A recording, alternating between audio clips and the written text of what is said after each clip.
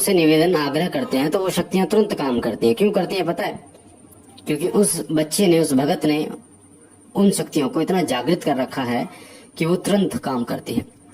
तो कई बच्चे बार बार ये कमेंट करते हैं कि गुरुजी कान में बताने वाली साधना डालिए, कान में बताने वाली साधना डालिए। देखिए, जो कान में बताने वाली साधना है, ये ऐसा नहीं है कि एक दिन की कोई साधना आप कर लें और आपके कान में देवी शक्ति बताना शुरू कर दे। ये जो शक्तियां होती हैं, ये प्रसन्न होने में समय लगता है और इनका तरीका होता है हर चीज का। तरीके से अगर आप इनको मनाते हैं तो ये शक्तियां 100% आपका कहना मानती हैं और आपके आग्रह पर काम करती हैं। ऐसा नहीं है जोर जबरदस्ती से, आपके हर प्रार्थना पर कार्य करती हैं। घमंड नहीं आना चाहिए साधक के अंदर, एक भक्त के अंदर। और ये शक्तियां इतनी तीव्र गति से काम करती हैं कि आप जैसे ही आप सोचोगे ना और बोलने के लिए होगे, तुरंत काम कर देती हैं। तो उसका एक तरीका होता है।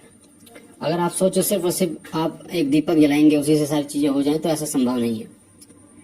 देवता जब प्रसन्न हो जाते हैं तो उनको प्रसन्न करने के कई तरीके होते हैं।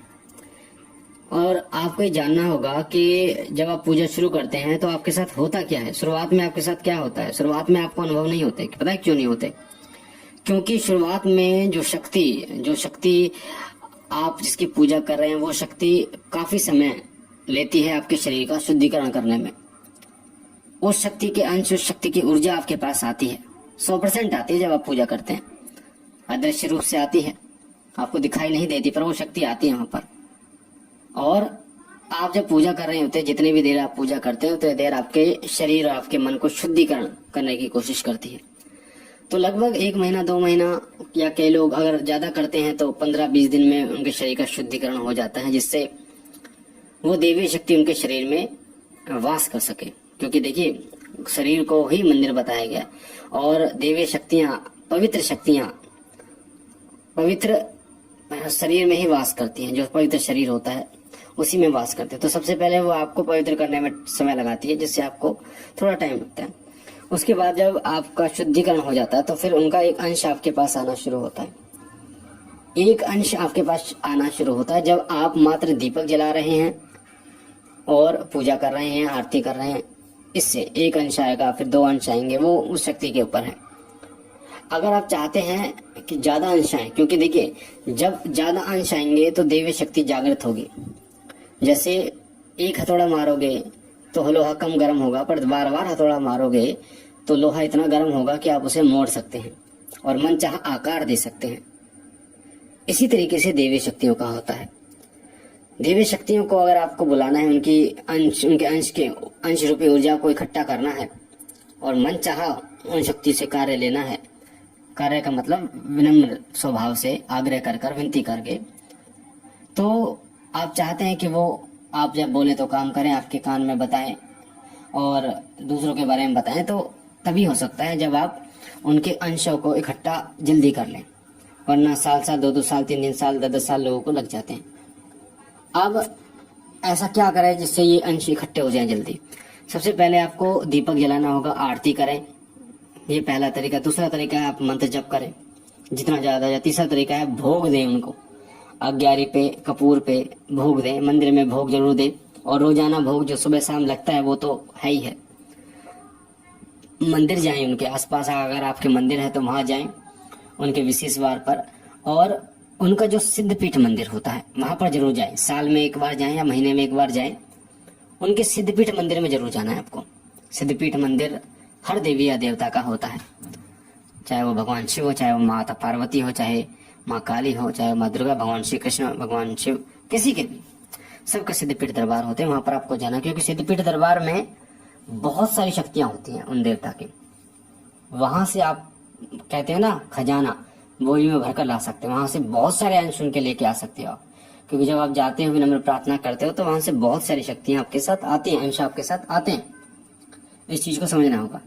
तो सिद्धपीठ मंदिर जाने से बहुत सारे अंश आपके पास आते हैं। हवन करने से बहुत सारे अंश आपको प्राप्त होते हैं। मंत्र जप करने से, कोई पाठ है, चालीसा है, उसका करने से आपको बहुत सारे अंश प्राप्त होते हैं।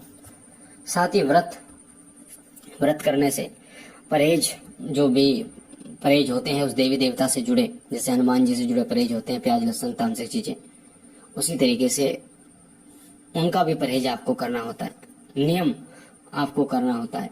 क्योंकि बिना नियम के कभी भी आप किसी देवी शक्ति को प्राप्त नहीं कर सकते। तो जब इन चीजों को आप करते हैं सबको, क्योंकि एक सच्चा जो साधक एक भगत है ना, आप उसको उनके बारे में जानने की कोशिश करेंगे, उनके बारे में जानेंगे, तो वो इन सब चीजों को करते हैं।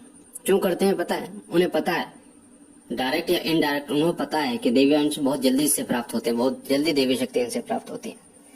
एक तरफ आप चोला भी चढ़ा रहे हो, एक तरफ आप हवन भी कर रहे हो, एक तरफ आप मंत्र जप भी कर रहे हो, एक तरफ आप व्रत भी कर रहे हो, एक तरफ आप उनके धाम पे भी जा रहे हो, तो बहुत जल्दी अंश, जगह जगह से अंश आपके पास इकट्ठे होते हैं।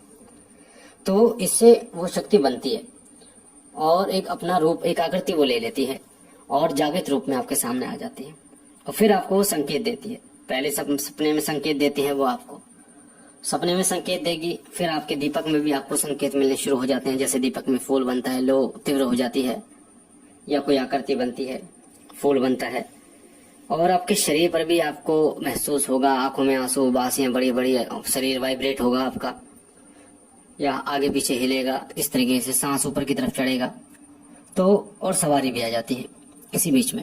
तो जब इस प्रकार से आपको अनुभव होने लगे, उसके बाद जब हो सकता है आपको 2 महीने 3 महीने इस प्रक्रिया में लग जाता है, या फिर 5 6 7 महीने, साल भी लग जाता है आपको। अगर आपका गुरु है तो बहुत जल्दी मिल जाती है, क्योंकि गुरु पहले से ही बहुत सारे अंशों को प्राप्त करके रखते हैं, और जब वो आपको आशीष देते हैं, शिष्य बनाते हैं, तो अपने हाथ को सिर पे रखते हैं ना आपके, तो बहुत सारे अंश आपको प्राप्त होते हैं देवी ऊर्जाओं के, शक्तियों के।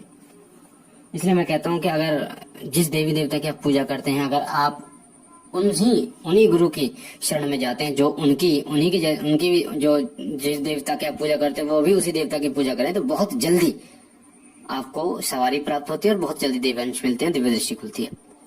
तो फिर एक सवारी आने का, फिर एक ऐसी अवस्था आती है सवारी आने के बाद कि आपको शक्तियां कान में बताती हैं। जब आप उनसे पूछते हैं तो वो आपको बताती हैं, सारी चीजें बताती हैं। तो ये एक प्रक्रिया होती है, एक दिन का काम नहीं होता कि एक दिन में सब चीजें आपको मिल जाए, और धीरे धीरे ये सारी चीजें होती हैं। तो जितना मैंने आपको बताया, जितना आप देवता के अंशों को इकट्ठा करोगे, उतना ही वो आप पर कृपा करेंगे और बहुत जल्दी आपको चीजें प्रदान करेंगे। तो मुझे आशा है कि इस प्रश्न का उत्तर आपको मिला होगा और बहुत ही अच्छे तरीके से आपको मिला होगा। बाकी बाबा भोलेनाथ से मैं ये विनती करता हूँ कि वो आप पर कृपा करें, आपके घर परिवार पर कृपा करें, सदैव आपकी झोली भरते हैं और आप और आपका परिवार सदा सुखी रहे, खुश रहे। हम मिलते हैं एक नई जानकारी के साथ।